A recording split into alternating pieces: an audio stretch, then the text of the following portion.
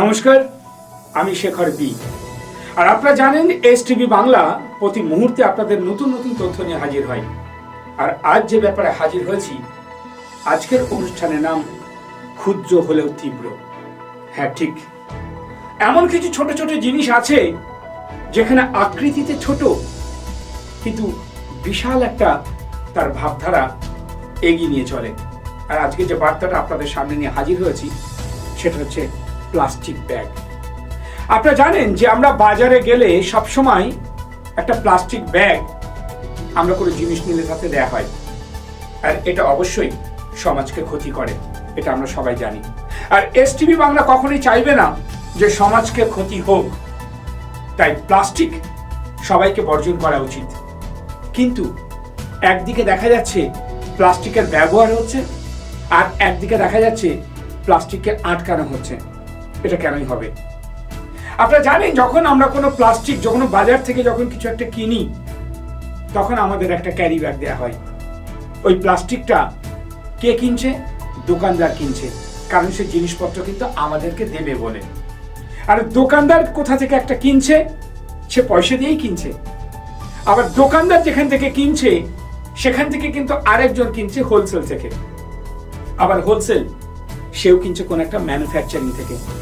আচ্ছা, আপনারাই বলুন, এসটিভি বাংলা যখন কোনো বাজারে গিয়ে খবর নিচ্ছে, তারা জানতে পারছে যে ওই প্লাস্টিকের লোক আসছে, আমাদের থেকে চার্জ করবে, আমাদের থেকে প্লাস্টিকগুলো কেড়ে নেবে, আমাদেরকে দুটো কথা বলবে। এটা যদি সত্যি সঠিক হয়, তাহলে সরকারের গলদটা কোথায়? সরকারের গলদটা হচ্ছে এটাই, যখন এই প্লাস্টিকটাকে ম্যানুফ্যাকচারিং হচ্ছে তখন কেন সেখানে আটকানো হচ্ছে না? তাদেরকে বলা হচ্ছে তুমি প্লাস্টিক বিক্রি করো, তুমি প্লাস্টিক ম্যানুফ্যাকচারিং করো, গাড়ি গাড়ি ম্যানুফ্যাকচারিং করো। আর যখন দোকানদার কোনো একটা কাস্টমারকে মাল দেবে, তখন সেটা হয়ে যাচ্ছে অপরাধ। আর এই যে টাকাগুলো নেওয়া হচ্ছে, এই যে প্লাস্টিকগুলো নেওয়া হচ্ছে, এগুলোই বা যাচ্ছে কোথায়? আপনারা যদি সঠিকভাবে জানেন, আমাদের এসটিভি বাংলার ক্যামেরা যখন কিছু বাজারে গিয়ে এই তথ্যটা পেল, তখন সত্যি খারাপ লাগছে। এটা কেন হবে?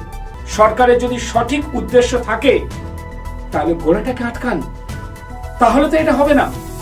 তাই আমরা সাধারণ মানুষের কাছে এটাই বলবো যে আপনারা এটাকে প্রতিবাদ করুন, যে আমরা চাই না প্লাস্টিক বাজারে বিক্রি হোক, প্লাস্টিক প্রকৃতিকে ক্ষতি করুক। আপনারাও প্রোটেস্ট করুন। আর আরেকটা কথা বার্তা দেবেন, যারা আপনাদেরকে ধরতে আসবে তাদেরকে চেপে ধরুন, যে আপনারা যদি এটাই সৎ উদ্দেশ্য থাকে, তাহলে আপনারা কেন ম্যানুফ্যাকচারিংটাকে আটকাচ্ছেন না? আজকে যদি চাহিদা না থাকে, আর আজকে যদি যোগান না থাকে, তাহলে কিন্তু সেই জিনিসটা অটোমেটিক্যালি বন্ধ হয়ে যাবে। তাই যোগান যদি বন্ধ হয়, চাহিদাও বন্ধ হয়ে যাবে। তাই এসটিভি বাংলা প্রতি মুহূর্তে আপনাদেরকে নতুন নতুন ক্ষুদ্র হলেও তীব্র এই অনুষ্ঠান নিয়ে হাজির হবে। আর একটা কথা খুব বলতে ইচ্ছা করছে, যে আমরা যখন কোথাও গাড়ি নিয়ে যাই, আমরা কিন্তু দেখি যে বিভিন্ন জায়গায় পুলিশ কি করছে? পুলিশ চেক করছে কাদের? ড্রাইভারদের। এই ড্রাইভারদের যখন চেক করছে, তখন বলছে কি আপনি মদ খেয়েছেন, আপনার টেস্ট হবে। আরে আমার জানার বিষয় এটাই, যে সত্যি যদি রাজ্য সরকারের সদিচ্ছা থাকে, তাহলে কেন আপনারা মদটাকে বন্ধ করছেন না? আর মদ যদি বন্ধ হয়, তাহলে সুষ্ঠু সমাজ গড়ে ওঠে। আর মদ যদি বন্ধ হয়, তাহলে একটা প্রকৃত পরিবার বেঁচে যায়। আর মদ যদি বন্ধ হয়, তাহলে কিছু সঞ্চয় হয়। আর মদ যদি বন্ধ হয়, তাহলে শরীরও সুস্থ থাকে। তাই সরকারের যদি সৎ উদ্দেশ্য থাকে, তাহলে সবার আগে বলবো আপনারা মদটাকে বন্ধ করুন। আপনারা জানেন অনেকগুলো রাজ্য আছে যেখানে মদ নিষিদ্ধ।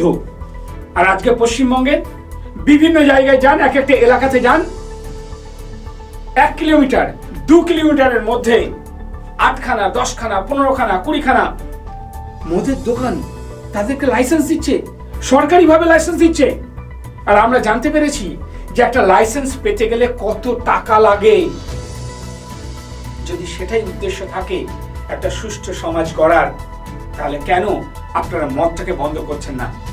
আপনি বলবেন একদিকে মদ খান, আর একদিকে বলবেন মদ খেলে আপনাকে আটকানো হবে, মদ খেলে আপনাকে কেস দেওয়া হবে, মদ খেলে আপনাকে জেলে পুরে দেওয়া হবে। আপনারা মদ খেয়ে ড্রাইভিং করবেন না। আমরা সরকারকে এটাই বলতে চাই, আপনার যদি সঠিক উদ্দেশ্য থাকে তাহলে আপনি সবার আগে যেটা করবেন, এই পশ্চিমবঙ্গে মদটাকে বন্ধ করুন, মদটাকে নিষিদ্ধ করুন। আর এই মদ যদি নিষিদ্ধ হয়, আমার মনে হয় একটা সুষ্ঠু সমাজ গড়া যাবে। আর মদ যদি বন্ধ হয়, বহু মানুষ বেঁচে যাবে, বহু পরিবার বেঁচে যাবে। তাই এসটিভি বাংলা প্রতি মুহূর্তে চেষ্টা করে আপনাদেরকে নতুন নতুন তথ্য নিয়ে হাজির হতে। আর আজকে যে অনুষ্ঠানটা আপনাদেরকে জানানো হলো, ক্ষুদ্র হলেও তীব্র, কথাটা মাথায় রাখবেন। আগামী দিনে আরো নতুন নতুন তথ্য নিয়ে হাজির হবে এসটিভি বাংলা, নতুন নতুন বার্তা নিয়ে হাজির হবে এসটিভি বাংলা।